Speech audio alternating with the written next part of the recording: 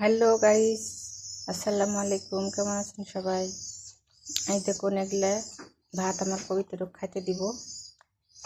আর এই দেখুন আমার কবিতর এই যে এখানে বসে আছে খাওয়ার জন্যে, এখানে খানিকটা বসে আছে খাওয়ার জন্যে।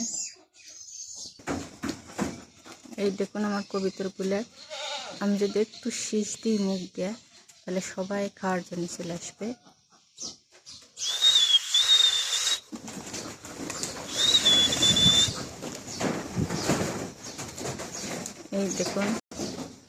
এই দেখুন, এখন আমি খাবার দিই, তারপরে আমার কথা শুনে দৌড়ে আসছে, কোন খাইতে দিব।